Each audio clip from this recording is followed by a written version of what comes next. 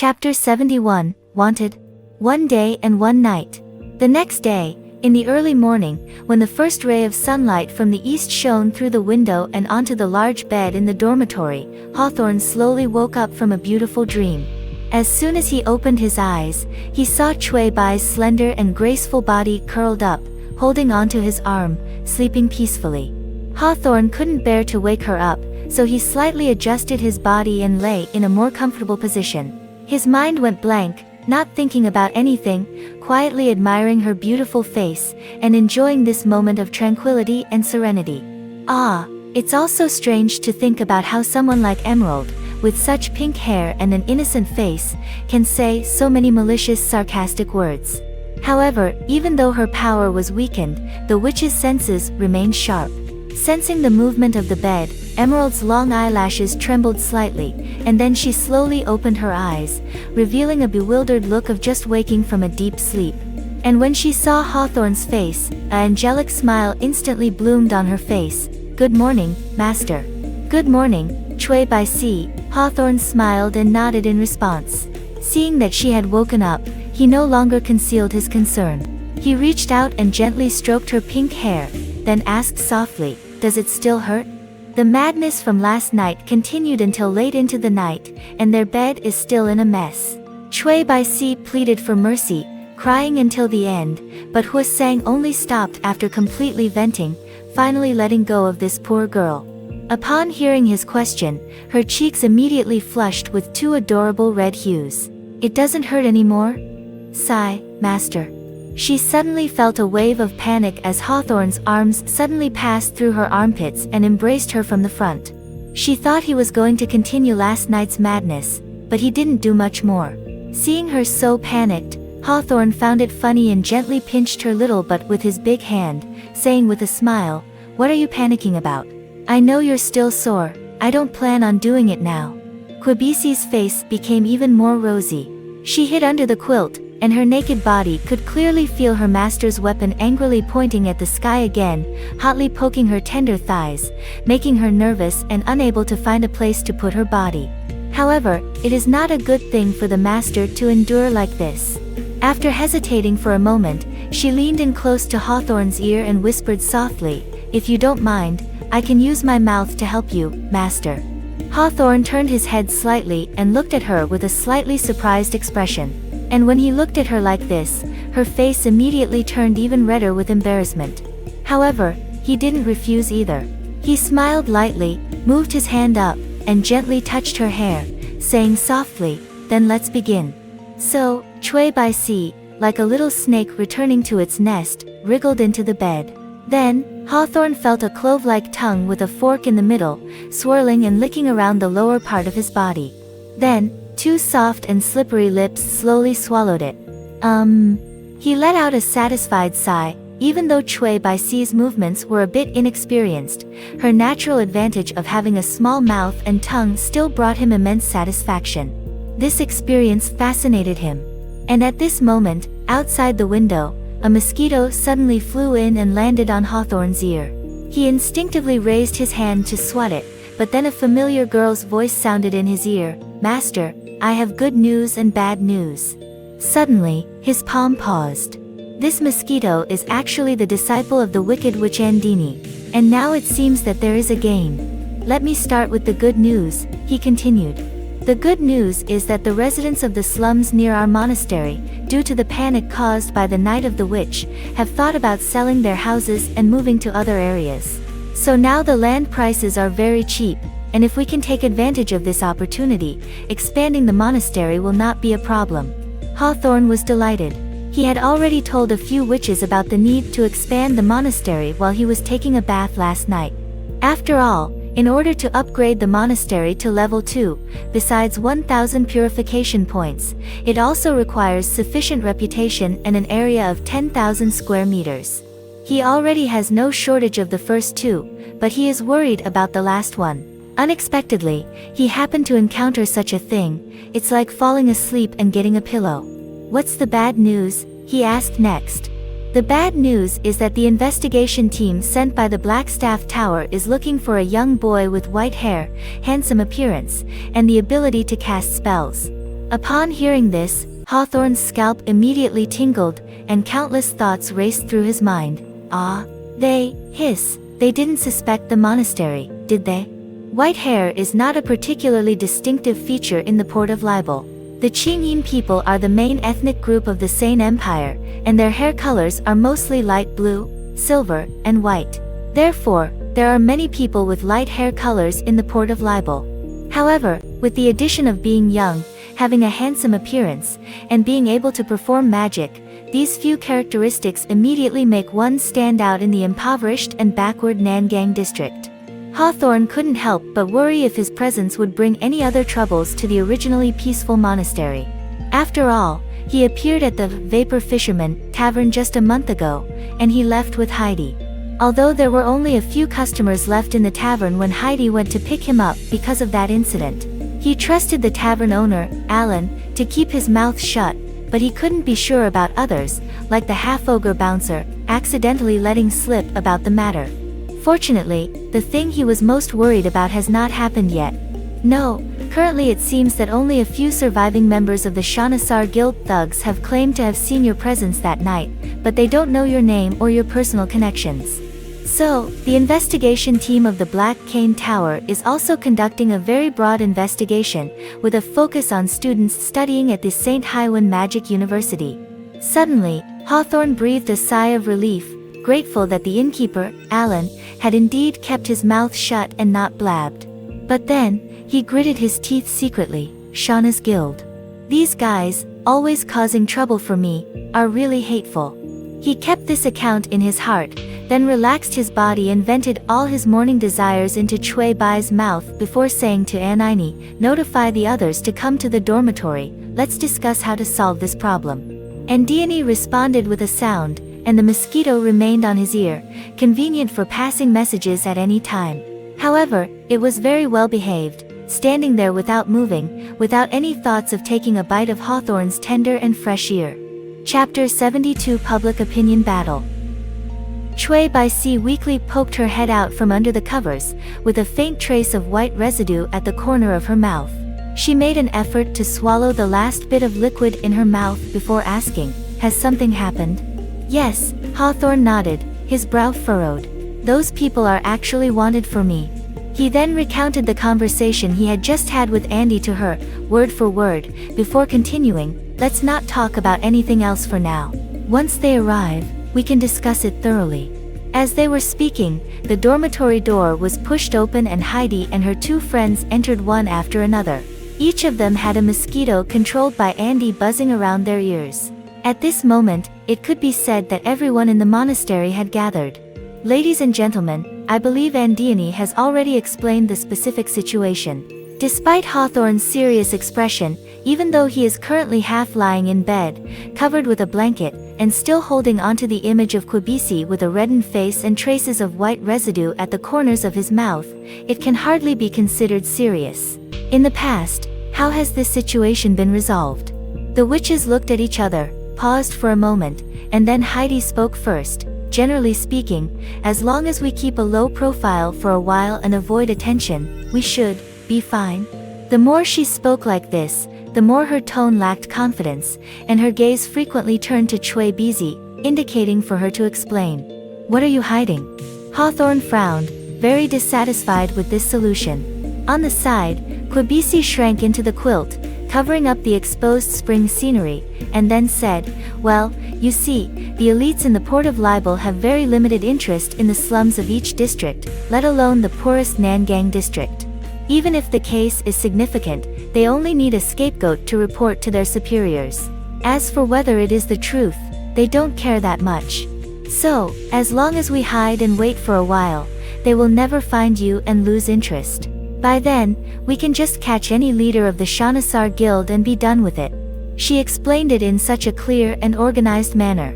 Even though she was tormented by Hawthorne last night and begged for mercy repeatedly, once she started talking about the facts, she immediately regained the meticulousness and thoughtfulness that a deputy dean of the monastery should have.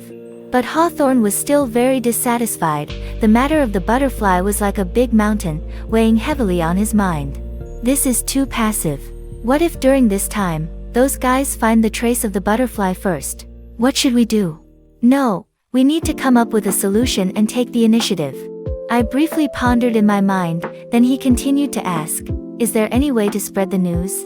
Say that a month ago, someone saw the white-haired wizard having a conflict with the thugs of the Shanasar Guild at the Misty Fisherman Tavern, so that's why they are framing and setting him up at this time.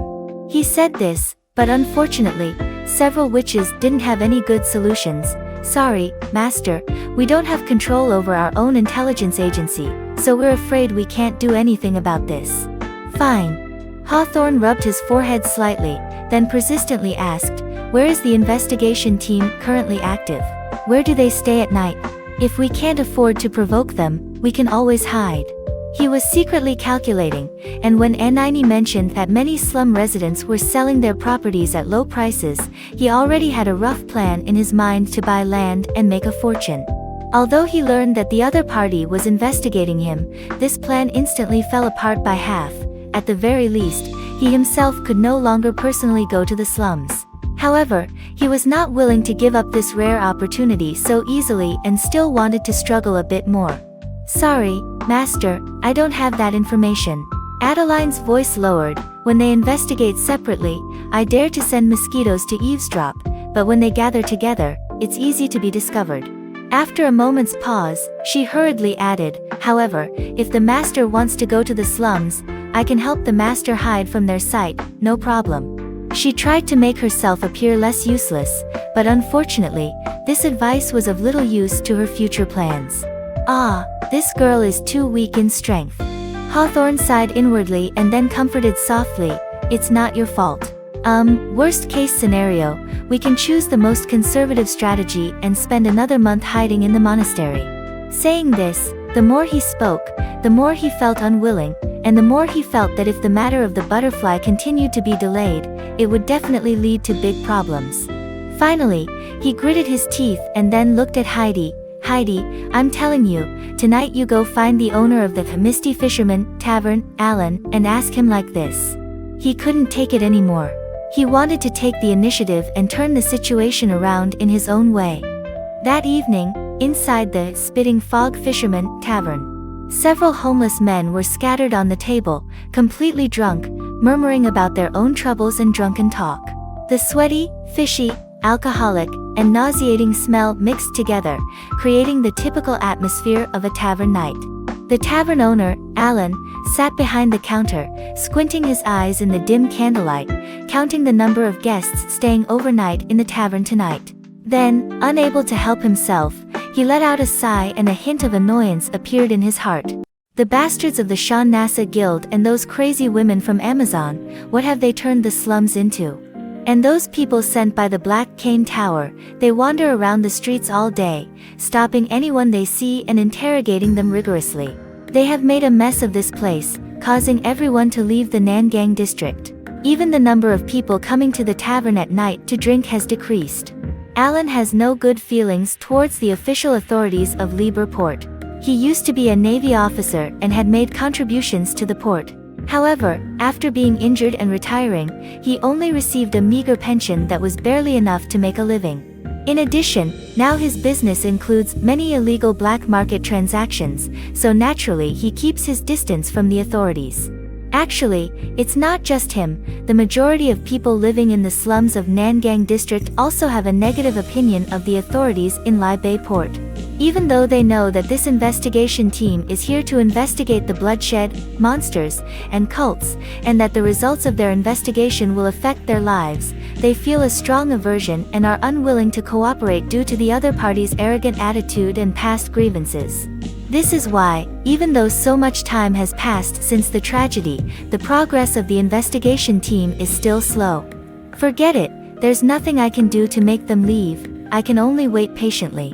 Sighing, Alan felt a wave of fatigue wash over him, so he stood up from his seat and walked towards the toilet in the backyard. It's getting late, he plans to use the restroom and then go upstairs to sleep. However, as soon as he pushed open the door, he saw a tall and well-proportioned nun standing at the entrance of the restroom under the cold moonlight, as if waiting for him. Chapter 73, Return of the Troubled Waters. Immediately, the tavern owner, Alan, became instantly sober. The fatigue vanished in an instant, his nerves tightened, and he took a slight step back, looking at her as if facing a formidable enemy. "Are you Sister Heidi?" The nun standing there is none other than Heidi. Hearing the sound, Heidi slightly raised her exquisite face, her cold eyes looking towards Alan. Then, she gently opened her vermilion lips and said, "Mr. Alan, long time no see.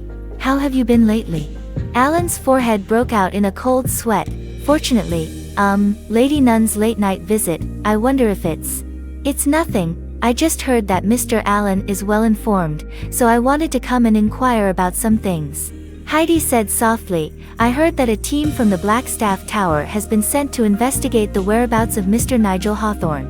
May I ask why?" Immediately, Alan's pupils contracted to the size of pinholes. "Oh no. Does she think that I leaked the news about Hawthorne appearing on the night of the double moon to the investigation team at Blackstaff Tower?" Although Aaron did not go out on the night of the witch's night, he had his own reliable information network, so he naturally knew that on that night, Hawthorne not only appeared in the slums but also had a conflict with members of the Shanasar Guild, and even ultimately took the initiative to lead away that enormous and terrifying monster. However, he silently kept all this information in his heart and never revealed a single word to anyone else. Sigh. How should I respond? Calm down, Alan. Think carefully. Even if she came to see you tonight to interrogate you, she must have her own motives. Killing yourself will definitely not benefit her either. Since she asked this question, it indicates that she probably doesn't want the Black Cane Tower investigation team to continue focusing on Hawthorne. Ah. He slightly opened his mouth, revealing an awkward smile. He felt his throat dry and itchy, and every word he squeezed out was so difficult. It's the people from the Shanasa Guild spreading rumors. They are accustomed to smearing those who have had conflicts with them, and then the young people from the Black Cane Tower believe it. Heidi nodded slightly, as if everything was already within her expectations, so that's how it is. I didn't expect there to be such a deep misunderstanding in between. After a pause, she continued, Mr. Allen, you were also a first-hand witness to the conflict that day. I wonder if you could do me a small favor and help clear up this misunderstanding. The monastery and Mr. Smith's tavern are also adjacent, so we can consider ourselves neighbors and naturally take care of each other. This is how I see it. I don't know, what do you think? Her tone was gentle, but the words she spoke were a blatant threat. Alan's palms grew sweaty as he realized that Sister Heidi, too, had realized that he knew about their formidable strength and that it was not wise to provoke them. Under helplessness, he could only nod and say, understood. Seeing this, Heidi immediately smiled and said, well then, I will stand in for Hawthorne here and thank Mr. Allen in advance. After speaking, she turned around and walked towards the side, passing through the wall of the inn's backyard, and then disappeared. Alan breathed a sigh of relief, only then realizing that his back was already soaked with cold sweat. Ignoring the need to use the restroom, he turned around and limped back into the tavern. He glanced at the remaining customers, then picked up a plate of beef jerky and a glass of wine. He walked over to a table where some customers were not yet drunk, as if it were late at night and he had come specifically to chat with them out of boredom. He smiled and said, it's been really chaotic lately, these are on me. The people at the table naturally rejoiced, and then Alan sighed again. Ah, the people from the Black Cane Tower are really regressing more and more. With just a few words, they were completely overwhelmed by the members of the Shana Sa Guild. Instead of investigating the cult, they are running around the world looking for some young mage with white hair. If things continue like this, I can see that they will have to be used as pawns, disgust the enemies of the Shanasar Guild, offend many people, and leave here in disgrace, just like a dog. Suddenly, the people at the table burst into laughter. Isn't this exactly what we want to see? Ha, those arrogant investigators deserve to suffer a bit. Let them also know that the so-called inferior people they speak of cannot be bullied so easily. Yeah, especially that leading girl, always talking about stability and prosperity for the city, and safety for everyone. Damn it, instead of spouting this nonsense, why don't they fix the sewage system here? Every year, more people die from diseases caused by the uncleanliness than from gang fires. Yeah, a bunch of talkative slackers. In my opinion, That young wizard with white hair is probably some high-ranking person. They should let them fight it out themselves. The spectacle of dogs biting each other is the most entertaining. In the midst of the laughter, curses, and complaints of the drunken crowd, Alan laughed along, but his eyes sparkled with a glimmer of planning. He was already thinking about repeating the same performance tomorrow. In the dormitory of the monastery, Hawthorne was lying in bed with disheveled hair, completely naked, while Yuta and Chui Bizi, who had already fallen into a deep sleep due to exhaustion, were looking at their own systems and quietly contemplating their future plans. To upgrade from level 3 to level 4, one needs 1,800 purification points, which he has already accumulated. However, for the time being, Hawthorne does not plan to upgrade his level again. First of all, his level advancement is really too fast.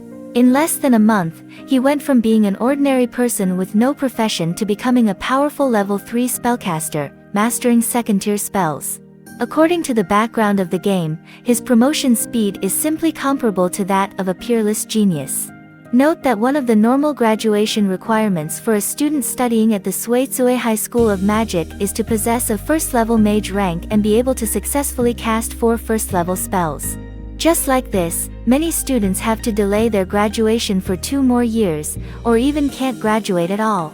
So, even though he started very late, his rate of improvement is still slightly ahead of his peers of the same age. Of course, in addition to the above, there is another more important reason. When he reaches level 4, he will receive his first attribute upgrade in his profession, or the opportunity to choose a specialization. However, until now, he still hasn't decided how he should choose. I don't know if I can choose for myself, whether it's like the Demon Pact where I can choose, or if the system randomly picks one for me and that's it. In addition, now that his need for strength improvement is not so urgent, this matter is temporarily put on hold. But even if it is put aside, it is a waste to accumulate so many purification points and not use them. Therefore, what he is currently studying is the planning of how to elevate the entire monastery to the 2nd level. How to make a fortune and then buy a large piece of land at a low price around the monastery. Chapter 74, The Fastest Way to Make Money. It is now late at night, but Hawthorne has not yet gone to sleep. He is staying up late, which goes against his current routine of taking care of his body, but tonight's matter is of great importance, and he simply cannot fall asleep. He is waiting for Heidi to come back, and whether things are going smoothly on her end will determine if his next plan can proceed. The moon slowly walks across the sky, and Hawthorne makes another stroke on his own plan book. Feeling a bit dizzy in his head, when he stops thinking, he hears the sound of wind blowing outside. Then, a graceful figure enters through the door. It's Heidi, she's back. Master. As soon as he returned, the witch immediately let out a gentle call and then threw herself into his arms. Hawthorne's heart settled back into his stomach, and he hugged her back, then asked softly, "You didn't encounter any trouble, did you? How are things progressing?" "No, how could there be trouble every night?" Heidi chuckled lightly and then nodded slightly. "Things are going smoothly. The tavern owner is very understanding. I had just started speaking, and he already understood what I meant." She then recounted the conversation between her and Alan in its entirety. Upon hearing this, Hawthorne immediately breathed a sigh of relief, saying, "That's good. He really is a smart person. So now, we can patiently wait for public opinion to turn around." Tonight's operation was naturally planned by Hawthorne.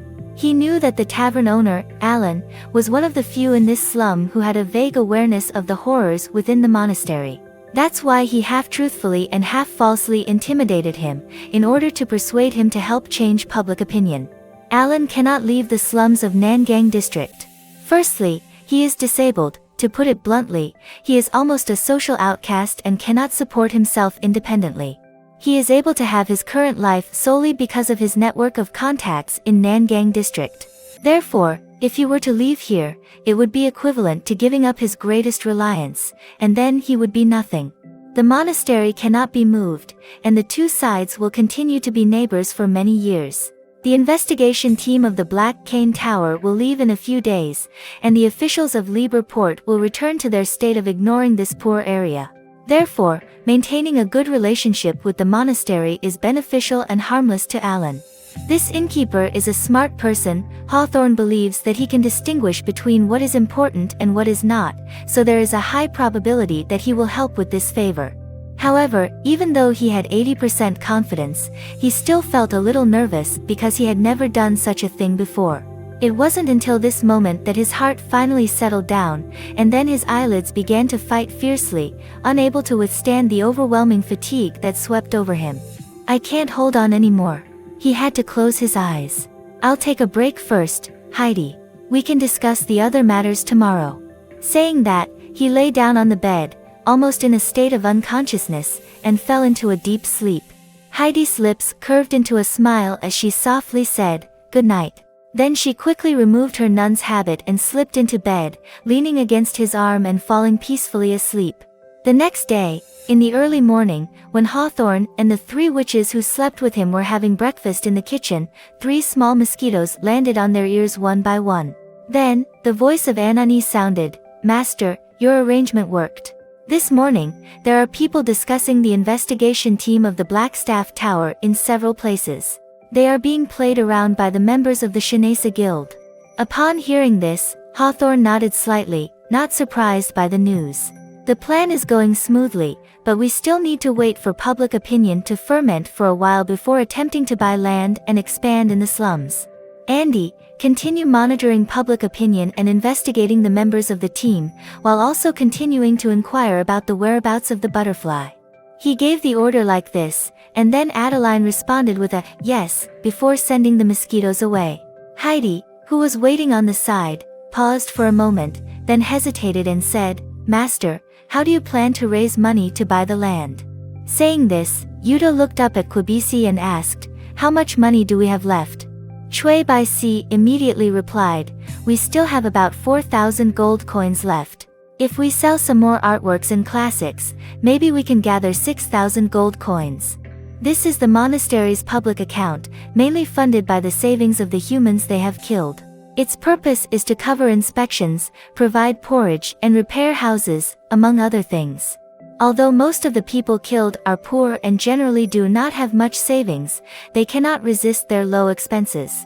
Therefore, over the years, their funds have also maintained a very considerable size. This amount of money, although not insignificant, is still not enough even if many residents are eager to sell and buy an area of 8,000 square meters in the slums. Chui Bai Si's face was filled with worry. In addition, we will need to renovate those buildings afterwards.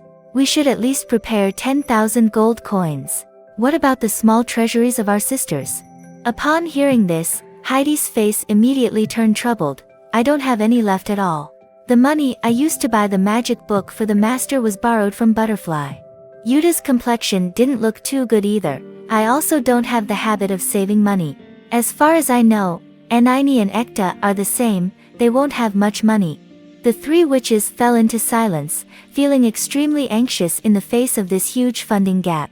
And in response to this, Hawthorne smiled slightly, as if he had a plan in mind. It seems that the main task ahead is to get a large sum of money. "Come, let's brainstorm, Heidi, Yuta, Trudy, I ask you, what is the fastest way to make money in Liberal Harbor?" "Go for it," Heidi answered without hesitation.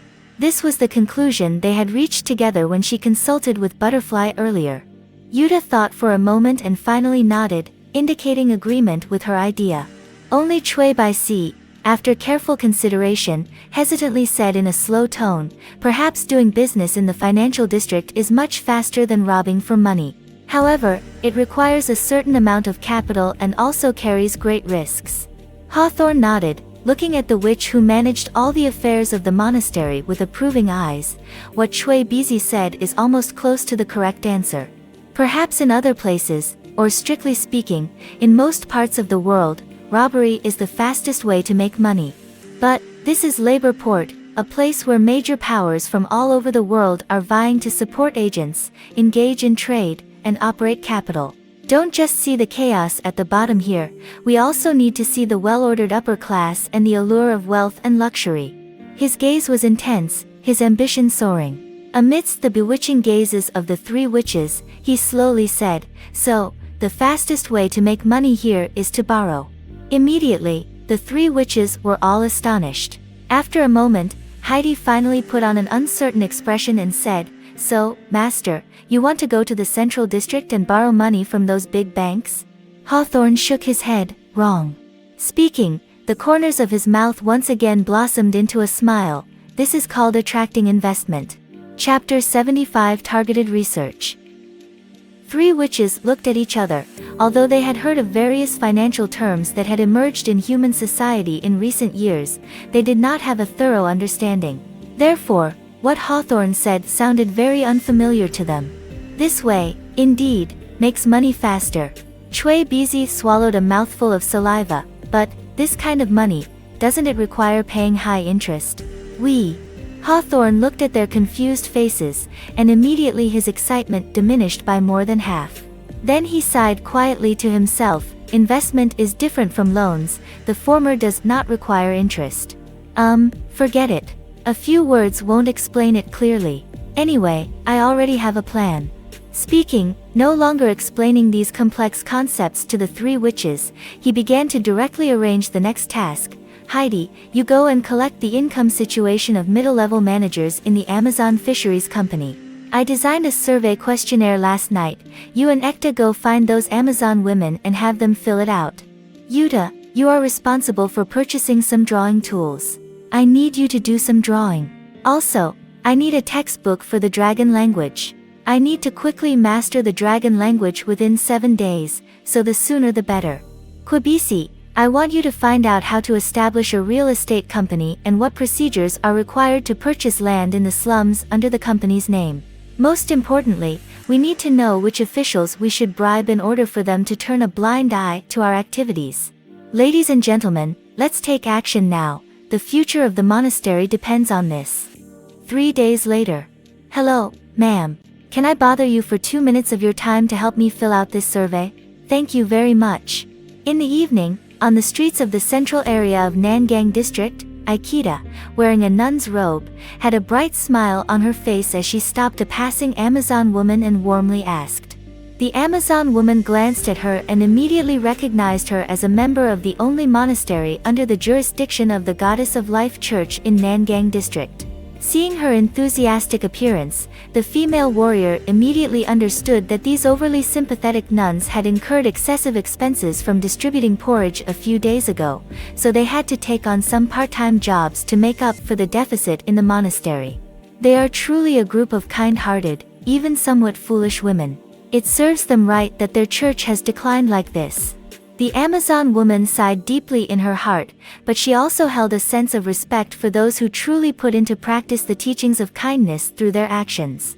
After all, in case she were to suffer a serious injury in the future, these nuns might possibly provide her with medical treatment without expecting anything in return, wouldn't they? Therefore, she did not refuse, but politely nodded to Ekta, then took the questionnaire and began to fill it out seriously. "Are you a middle-level employee of Amazon Fisheries Company?" "Yes." "Do you think that the company's development in Le Havre has been good in recent years?" "Yes."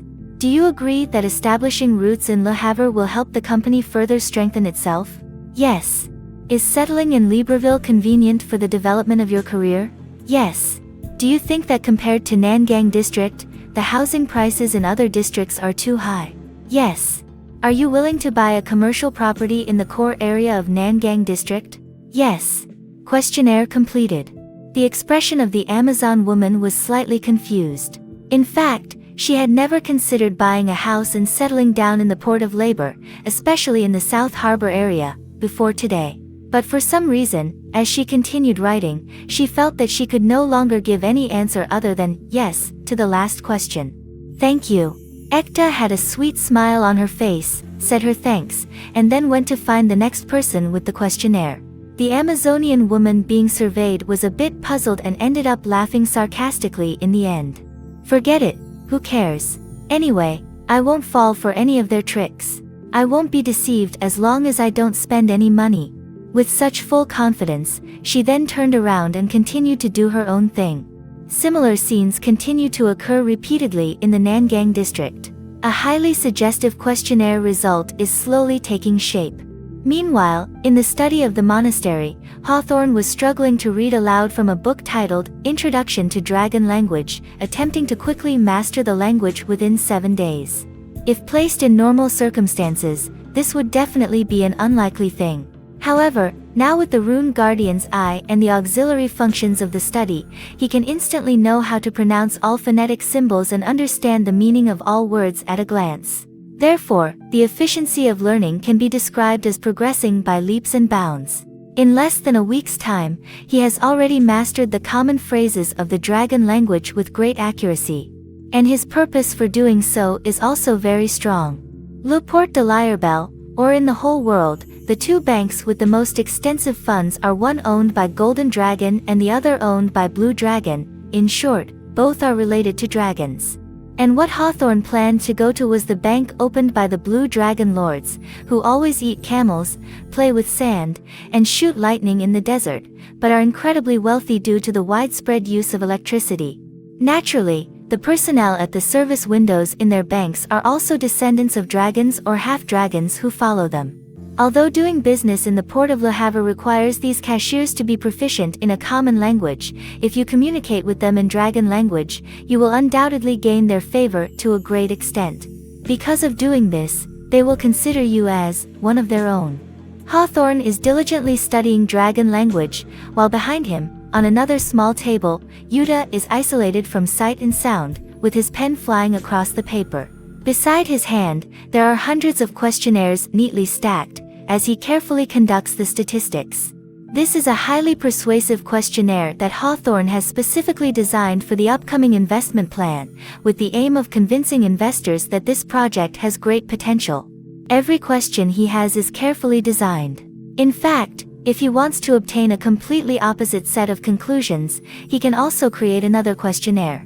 Do you follow the traditions of the Amazon people? Do you think the sea is the home ground for the Amazonian female warriors? Has the allure of Le Beau Port corrupted the courage of the warriors? Does the archipelago of your hometown hold an irreplaceable and lofty position in your heart? Do you oppose settling in Le Havre? In short, with sufficient inducement, a survey questionnaire can yield any conclusion desired by the researcher. However, this world is not in an era of information explosion, so these tricks are often unknown to non-experienced practitioners. And Hawthorne plans to use this highly questionable set of research results to attract a large investment from the Blue Dragon Bank.